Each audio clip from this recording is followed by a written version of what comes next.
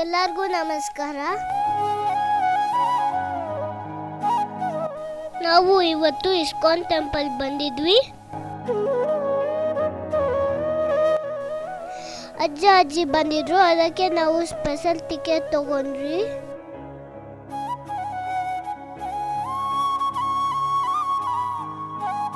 ವೆಂಕಟೇಶ್ವರ ಸ್ವಾಮಿ ಪೂಜೆ ನಡೀತಾ ಇತ್ತು.